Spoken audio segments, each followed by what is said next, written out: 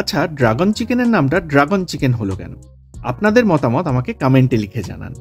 আমার মনে হয় কিছুটা আইডিয়া আপনারা করতে পারবেনই। আর না হলে 4 মিনিট রেসিপিটা স্কিপ না করে একটু দেখে নিন। আশা করছি একটা আইডিয়া পেয়েই যাবেন। যাই হোক, welcome back to the channel cook with a Bong, আর আমি সৌরভ। আজকে তাহলে দেখে নিন একদম পারফেক্ট রেস্টুরেন্ট স্টাইল ড্রাগন চিকেনের রেসিপি। শুরু করছি চিকেন ম্যারিনেশন দিয়ে। এখানে বোনলেস চিকেন আমি নিয়ে নিয়েছি আর লম্বা লম্বা স্ট্রিপসে কেটে নিয়েছি। দিয়ে দিচ্ছি হাফ টিস্পুন নুন, সাদা মরিচের গুঁড়ো দিয়ে দিচ্ছি হাফ টিস্পুন, আর দিয়ে দিচ্ছি একটা ডিমের সাদা অংশ। আর ভালো করে পুরোটা একবার মিশিয়ে নিচ্ছি। অ্যাটলিস্ট 30 মিনিট ম্যারিনেশনের জন্য ছেড়ে দেবো, আর তারপর আমাদের সেকেন্ড ম্যারিনেশনটা করে নিতে হবে। এক্ষেত্রে দিয়ে দিচ্ছি কর্নফ্লাওয়ার 2 টিস্পুন, ময়দা 1 টিস্পুন, আর কাশ্মীরি লঙ্কার গুঁড়ো দিয়ে দিচ্ছি 1 থেকে 1.5 টিস্পুন। কাশ্মীরি লঙ্কার গুঁড়োটা এক্ষেত্রে ভাইব্রেন্ট একটা কালারের জন্যই কিন্তু মেনলি দেওয়া হচ্ছে।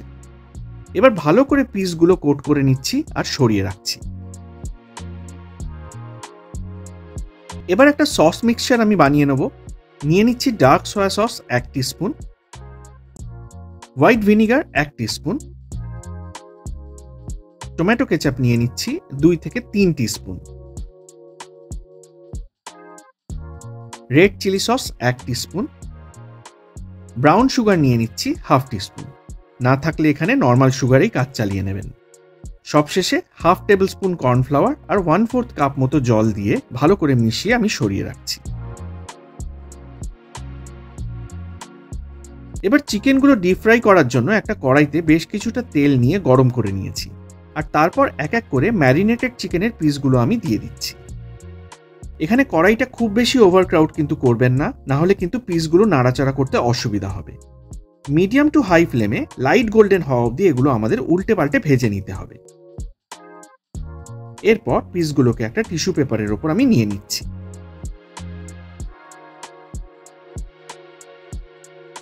এবার অন্য একটা কড়াইতে আমি 3 টেবিল স্পুন মতো সাদা তেল নিয়ে নিয়েছি, আর তেলটা ভালো মতো গরম হয়ে গেলে প্রথমেই আমি ওতে দিয়ে দিচ্ছি 1 টিস্পুন মতো রসুন কুচি। এই 15 সেকেন্ড মতো নাড়াচাড়া করে নিয়ে দিয়ে দেবো হাফ টিস্পুন মতো আদা কুচি। হাই ফ্লেমে এটাকেও আমাদের 15 সেকেন্ড মতো আরো নেড়ে নিতে হবে। এরপর আমি দিয়ে দেবো হাফ টিস্পুন কাশ্মীরি লঙ্কার গুঁড়ো আর half teaspoon red chilli flakes. 15 second মতো লো ফ্লেমে এবার এটাকে নেড়ে নিলেই দেখতে পাবেন তেলটাও একটা ভাইব্রেন্ট লাল রং নিয়ে নিয়েছে। আর ঠিক এই সময় আপনাদের দিয়ে দিতে হবে ছোট ছোট করে, আমি ঠিক যেভাবে টুকরো করে নিয়েছি সেইভাবে টুকরো করা 2 থেকে 3টে শুকনো লঙ্কা। একটু নেড়ে নিয়েই এবার আমি দিয়ে দেবো কিছুটা ছোট ছোট করে টুকরো করে কেটে নেওয়া স্প্রিং অনিয়নের সাদা পোর্শনটা। আর দিয়ে দিতে হবে একটা মিডিয়াম সাইজের পেঁয়াজ, একটু মোটা মোটা করে, ঠিক আমি যেমন ভাবে কেটে নিয়েছি সেইভাবে। 15 থেকে 20 সেকেন্ড মতো হাই ফ্লেমে নেড়ে নিয়েই এবার আমি দিয়ে দিচ্ছি 3 রকম কালারের বেল পেপার, এই 1/4 কাপ করে। আর এগুলোও আমি একটু মোটা মোটা করে জুলিয়েন কাটে কেটে নিয়েছি। আচ্ছা, এক্ষেত্রে একটা কথা, চেষ্টা করবেন এখানে 3 রকম কালারেরই বেল পেপার ইউজ করতে, যাতে করে ডিশটা একটু ভাইব্রেন্ট আর কালারফুল দেখতে লাগে। মোটামুটি 30 সেকেন্ড মতো হাই ফ্লেমে এগুলোকেও আমি নেড়ে নিচ্ছি, আর তারপর আমি দিয়ে দিচ্ছি আগে থেকে বানানো সস মিক্সচারটা।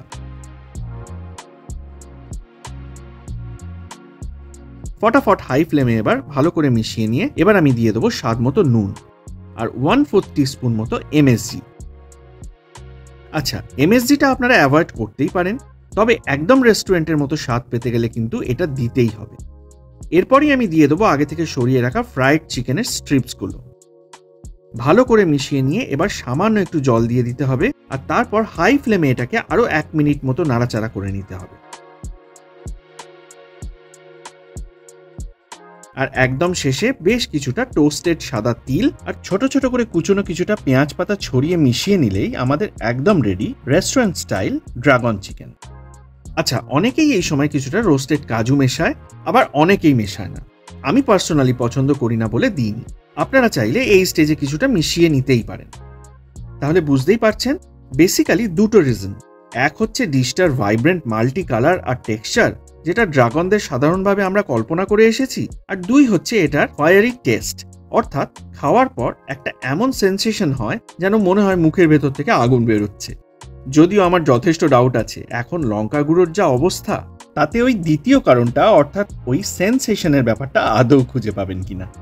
যাই হোক, আমি শিওর যে আপনাদের এই রেসিপিটা ভালো লাগবেই, তাই সবশেষে সাবস্ক্রাইব, শেয়ার আর লাইকের অনুরোধটা কিন্তু রইলই। আর যদি কোনো স্পেসিফিক রেসিপির রিকোয়েস্ট থাকে তাহলে অবশ্যই আমাকে কমেন্টে জানাবেন। নেক্সট আবার আসছি কোনো একটা ইন্টারেস্টিং রেসিপি নিয়ে।